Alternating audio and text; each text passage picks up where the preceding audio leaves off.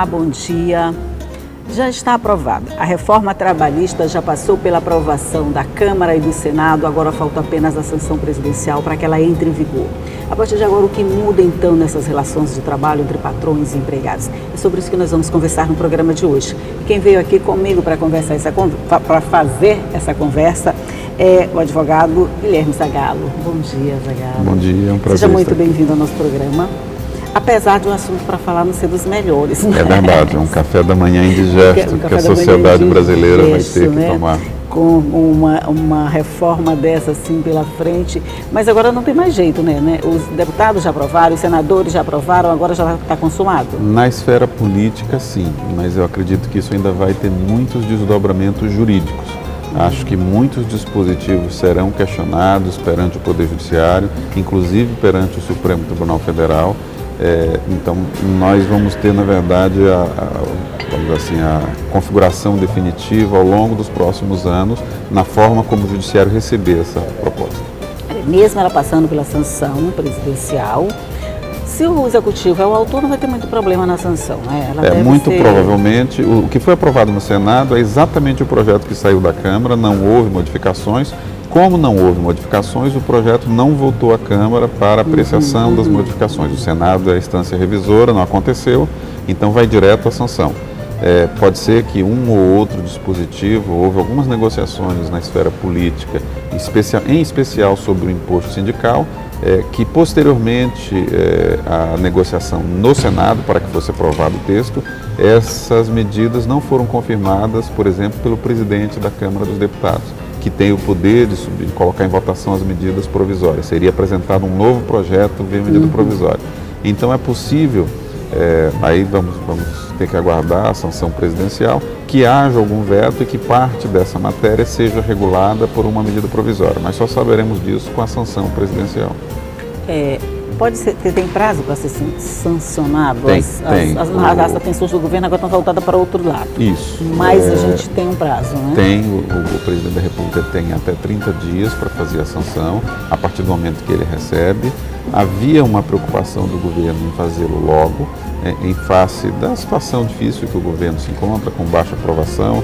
Ele considera isso como um feito do seu governo, um resultado, um produto a ser entregue à sociedade, e havia uma sinalização de que haveria inclusive uma solenidade de sanção dessas alterações. Então, pelos próximos dias, provavelmente, nós já teremos essa lei. Já teremos essa lei. E a gente, como é que fica no meio dessa lei? De tudo isso que foi discutido, todo mundo falou o tempo todo, tinha esperança de que não fosse aprovado, que fosse vetado alguns pontos, mas parece que ela foi aprovada do jeitinho que veio. O que você considera assim de mais, vou usar uma palavra aqui assim, danoso para o trabalhador? Os 48 milhões de brasileiros que trabalham pelo regime da CLT, que é de 1943, quando essa lei for promulgada, quando ela realmente entrar em vigor, que vai ser um prazo também importante dizer, de 120 dias a partir do momento da publicação. Então não é exatamente, digamos que fosse publicada amanhã, ela não entraria em vigor já a partir da segunda-feira. Ela tem um prazo de 120 dias para entrar em vigor. 4 meses, né? Mas de um modo geral, a população brasileira assalariada, que trabalha pela CLT, ela perde direitos. A reforma é extensa, são 97 artigos de um total de 922 artigos da CLT, que mexe com direitos, mesmo direitos materiais, que nós chamamos do trabalhador, que mexe com direitos, com proteções, regras de proteção ao trabalho que existe na CLT, que mexem com questões de processo do trabalho, da forma como a Justiça do Trabalho pode interpretar a legislação trabalhista. Então, é uma reforma muito extensa. Há uma nova modificação, além da mudança na CLT, na lei da terceirização, recém-aprovada, que foi aprovada em abril. Ela foi aprovada com muita pressa e o texto tinha muitos problemas, defeitos técnicos, vamos dizer assim. Para o objetivo a que ela se propunha, ela não conseguiu. Ela, na verdade, regulou o trabalho temporário e não o trabalho terceirizado.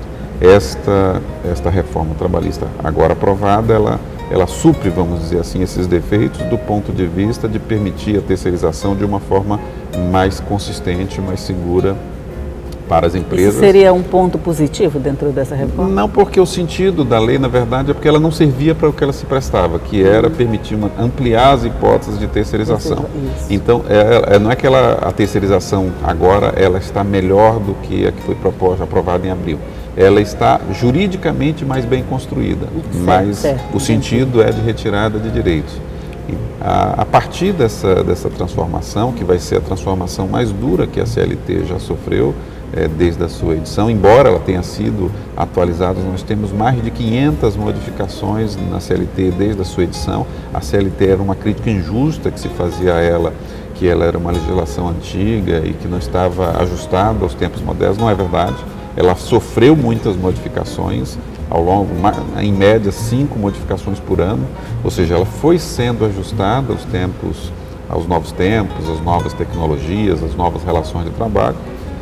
Mas com essa transformação, assim, nós teremos sim um retrocesso institucional bastante forte. Pois é, deixa eu pegar esse gancho aí da data da 1943. Mesmo com todas essas mudanças, essas modernizações que vêm sofrendo ao longo do tempo, hoje ela estaria do jeito que ela está, sem essa reforma, ela estaria pronta para atender todos esses direitos e deveres do trabalhador? Quer dizer, a gente estaria de alguma forma equiparado a outros países? Porque uma das críticas é essa, que a gente tem uma legislação velha, ultrapassada e que não acompanhou o ritmo de crescimento da sociedade, do mundo de uma forma geral. O que nós estamos vendo acontecer no mundo nas últimas 2 ou 3 décadas, com o fenômeno da globalização, foi a flexibilização geral de regras trabalhistas, regras de sistema financeiro. Então, o que tem acontecido no mundo nos últimos anos é com a diminuição das regras protetivas. A crítica que é feita porque a CLT resistia e, em grande parte, com o fundamento na nossa Constituição, muitos direitos trabalhistas que estão previstos na CLT têm uma previsão genérica na Constituição. A CLT apenas detalha como que esse direito é exercido.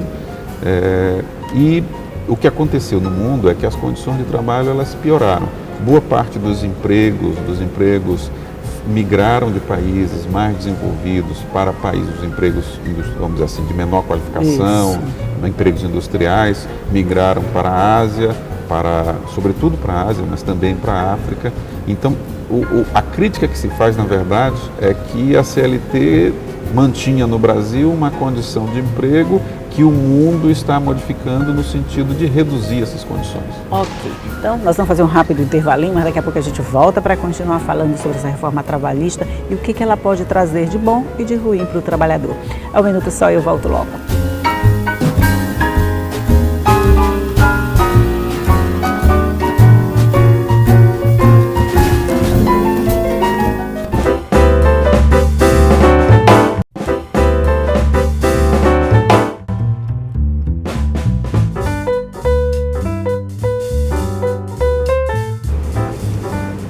Estamos de volta aqui para o nosso segundo bloco de conversa sobre a reforma trabalhista já aprovada. E a gente falou assim do modo genérico de tudo, mais ou menos que já foi aprovado, do jeitinho que ela veio. Mas assim, se a gente pegasse alguns pontos agora para falar. Por exemplo, negociação salarial. Antes a gente tinha todo um aparato de suporte, vamos dizer assim, o trabalhador tinha um sindicato, que promovia essa negociação de uma forma mais geral. Agora, eu posso sozinha conversar com o meu patrão, dizer que eu quero um reajuste, por exemplo? Pode, mas as regras que foram incluídas, na verdade, são no sentido de que hoje o empregador, com a aprovação dessa proposta, ele pode obter acordos escritos individuais para modificação de jornada, enfim.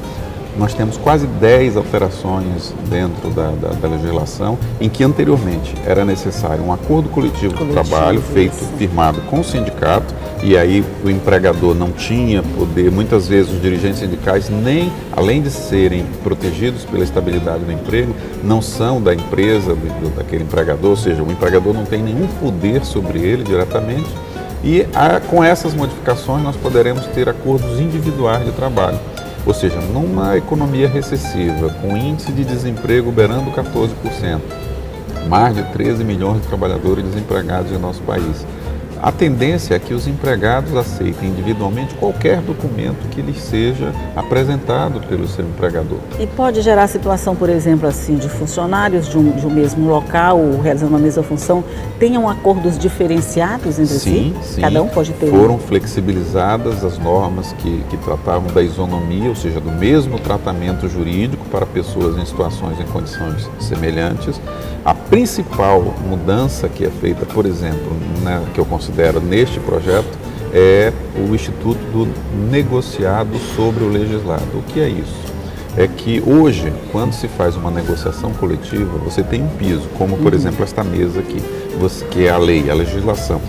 Qualquer negociação coletiva hoje, ela pode acrescentar direitos aos trabalhadores, flexibilizar a execução de alguns direitos, mas ela não pode reduzir direitos. A altura desta mesa, ela não pode baixar. A gente pode colocar alguma coisa sobre ela, exatamente, nunca rebaixar esse nível de direitos, vamos dizer assim, que seria o que está posto aqui no nível da mesa. Com a proposta aprovada, com a proposta que entra em vigor, é possível sim que nas negociações coletivas, dependendo da correlação de forças, da circunstância da economia, como a nossa agora está recessiva, que as empresas proponham aos sindicatos, em troca da manutenção dos postos de trabalho, vamos reduzir determinados direitos. Vamos tirar a metade do pé dessa mesa, mais ou menos. Isso. Assim. Então, o que vai acontecer? Nós provavelmente tomaríamos esse café de joelhos ou sentados no chão em outras bases diferentes daquela que nós temos hoje. A lei até hoje sempre foi um piso, uma garantia mínima. A partir dessa alteração, que eu acredito ela ser a principal, porque pode atingir outros direitos que não estão mencionados agora no texto que foi modificado. Em tempos de crise assim, quando está todo mundo com medo de perder o emprego, quem não já perdeu está com medo de perder, porque a crise vai se agravando e você pode perceber que ela chega muito perto de você. Não é muito arriscado essas negociações onde você se sente pressionado, não pelo patrão, mas pela sua própria situação? Sim, eu acho que há uma diferença muito grande. Individualmente, o trabalhador não tem condições nenhuma de enfrentar essa circunstância. Mesmo em tempos de economia mais aquecida, a alternativa, às vezes, que resta ao empregado é de buscar um novo emprego. Isso é um pouco mais fácil no momento em que a economia vai bem. No momento em que a economia está altamente recessiva, quem não está desempregado, muito provavelmente, ou tem na sua família alguém que está, ou tem o grande receio de vir também a se tornar um desempregado. Então, esta mudança ocorre num momento particularmente ruim da nossa sociedade. Quer dizer, ou eu aceito isso aqui, ou eu posso perder meu emprego. Então, o patrão fez a proposta, eu já estou dizendo sim. Pode ser também ampliada a figura do PJ, da pessoa jurídica? Sim, é uma coisa que pode ser ampliada, já existe. Tanto a terceirização ela foi ampliada, como a gente percebe em alguns dispositivos que este fenômeno da pejotização, que é a contratação de pessoas físicas, mas na forma de uma empresa. Constitua uma empresa individual e você vai entregar uma nota de serviços. Isso hoje já é estimulado. Já acontece em grande parte, em muitos segmentos da atividade econômica. Com esta reforma é possível que isto se intensifique. A gente tem alguns dispositivos que, vamos dizer assim, se ajustam exatamente a essa necessidade. Será todo o universo dos 48 milhões de trabalhadores? Não serão. Mas, com certeza, isso vai se ampliar. E a fiscalização da garantia dos direitos do trabalhador? A gente tinha um trabalho muito bem feito, diga-se de passagem, por todos os órgãos que de alguma forma estavam encarregados da manutenção desses direitos.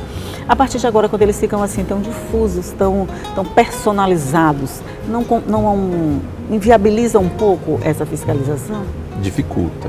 Por exemplo, as normas coletivas, elas são mais facilmente, elas têm necessidade de registro no Ministério do Trabalho.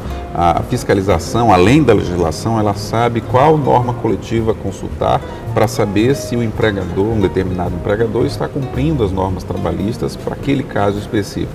Como esses acordos coletivos vão diminuir, nós vamos ter aí centenas de milhares, milhões de acordos individuais, muito mais difícil para a fiscalização identificar eventuais descumprimentos. A própria Justiça do Trabalho, vários dispositivos dessa proposta, desta alteração, elas são no sentido de reduzir o poder da Justiça do Trabalho, de discutir condições de acordos coletivos ou mesmo de interpretação da legislação, cria dificuldades adicionais, por exemplo, até para a edição de súmulas de jurisprudência dos tribunais trabalhistas. Então, o sentido todo da reforma é diminuir qualquer tipo de controle externo, seja na fiscalização do Ministério do Trabalho, seja na própria apreciação, revisão das questões pela Justiça do Trabalho. É por esse motivo que esta reforma tem sido tão atacada pelos setores jurídicos. Nós tivemos uma coisa inédita, 17 dos 27 ministros do TST fizeram uma exposição de motivos em 7 páginas, detalhando todas essas questões ao Senado, recomendando a não aprovação das reformas. Nós temos agora um raro consenso de entidades jurídicas, OAB, Associação dos Juízes Federais, Associação dos Procuradores da República, do Ministério Público do Trabalho, dos Procuradores de Justiça, enfim, houve um raro consenso jurídico sobre contra alguns pontos desta reforma. Por isso que eu acho que isso ainda vai muito longe. Que por enquanto não deu nada, foi aprovado. Vamos ver o que acontece daí para frente, mas isso a gente vai conversar no próximo bloco, porque de novo eu vou fazer um rápido intervalinho e a gente volta logo, é só um minuto, tá?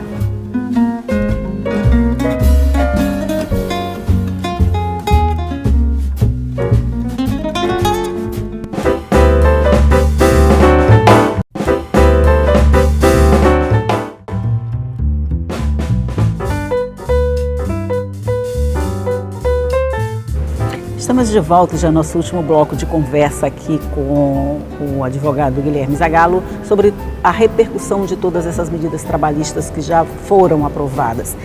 A gente estava falando que existe a possibilidade do judiciário de alguma forma modificar isso tudo que foi aprovado agora. Isso é real? Sim. Por exemplo, vou mencionar só a OAB, a Ordem dos Advogados do Brasil, tem uma nota técnica em que apontou 18 possíveis inconstitucionalidades no texto que foi aprovado. Então, a OAB, que tem legitimidade para ir ao Supremo Tribunal Federal e ajuizar uma ação direta de inconstitucionalidade, deixa eu só esquentar seu café um pouco. Provavelmente questionará esses dispositivos. Nós tivemos uma manifestação da Organização Internacional do Trabalho, pelo seu Departamento de Normas, dizendo que parte das propostas viola 3 convenções internacionais que o Brasil é signatário. Então, ou seja, essas reformas, elas por serem muito extensas, eu acho que dificilmente elas se manterão na íntegra. Nós teremos aí ao longo dos próximos anos embates jurídicos fortes, creio que políticos também. Esse tema provavelmente deve ser um dos temas mais fortes a serem discutidos na eleição presidencial do próximo ano. Então, me parece que pela amplitude da reforma, eu acho que no popular se foi com sede demais ao pote. Acho que as alterações ainda vão ser objeto de muitos questionamentos. Pois é, aí pode retardar um pouco a entrada em vigor da lei. Não chegaria a retardar, a não ser que o Supremo assim o decida. Existem alguns questionamentos, por exemplo, de ordem formal. Há uma exigência hoje de que qualquer projeto que modifique, que acrescente despesas, e embora a maioria dos dispositivos, a quase totalidade dos dispositivos, seja de retirada de direitos, há uns 2 dispositivos que acrescentam direitos e que elevam os custos. Esse projeto, por exemplo, não teve uma análise de impacto orçamentário, razão pela qual, na véspera da votação, alguns parlamentares foram ao Supremo Tribunal Federal, alguns senadores, tentando suspender a votação até que isso fosse apreciado. Ou seja, todos esses aspectos que foram superados, vamos dizer assim, pelo Poder Judiciário até agora, com a transformação em lei, terão que ser necessariamente enfrentados, também os aspectos formais. Aí a gente pega o próximo ano, que é um ano eleitoral. No ano eleitoral, discutir reformas, discutir essas coisas, fica meio complicado ou fica mais fácil? Não, eu acho esse tipo de matéria que mexe muito com a vida da população, eu acho que necessariamente ele tem que passar pelo crivo eleitoral. Ninguém foi eleito, nenhum dos parlamentares que votou nessa proposta foi eleito dizendo que faria isso. Ou seja, de certo modo, o eleitorado brasileiro está sendo enganado no sentido de que os seus representantes estão votando numa proposição que não foi submetida ao eleitor no momento da conquista do voto. Ninguém foi para a televisão no horário eleitoral dizer eu vou reduzir o intervalo de refeição, eu vou aumentar o tamanho da jornada. Ninguém falou disso. Eu vou aprovar uma proposta que retire direitos, que diminua direitos trabalhistas.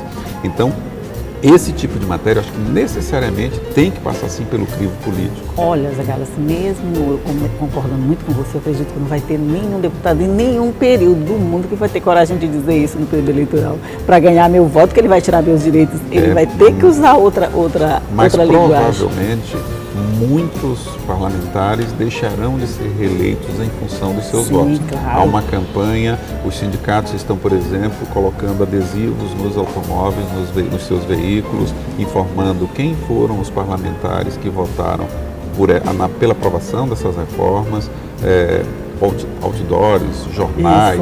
Ou seja, é possível que alguns parlamentares, no momento de se submeterem aí à renovação de mandatos, não retornem em função dos votos proferidos nessa reforma. Só uma última pergunta sobre a questão dos direitos. A aposentadoria, de alguma forma, ela foi mexida, ela vai sofrer mudanças? As reformas da aposentadoria, elas estão previstas na reforma previdenciária, que inicialmente seria votada antes da reforma trabalhista. Só que a reforma previdenciária, ela necessita de alteração da Constituição. E, portanto, como o quórum era muito mais alto do que a alteração da lei é maioria simples, metade mais um dos presentes. A alteração da Constituição não exige um quórum mais qualificado. Houve uma mudança de prioridades e a proposta de reforma trabalhista, que deveria ser depois, que seria depois, que foi apresentada depois, acabou sendo aprovada antes. Uma coisa importante, o projeto inicial era um projeto muito mais simples, era um projeto que alterava apenas 15 artigos da CLT. Foi na tramitação na Câmara, com as dificuldades na aprovação da reforma previdenciária, que surgiu esta vamos dizer assim, versão ampliada da reforma trabalhista, inclusive como já apurado pela imprensa, uma parte das proposições foram apresentadas por entidades sindicais patronais, isso já foi identificado, os arquivos de computador tinham essa informação.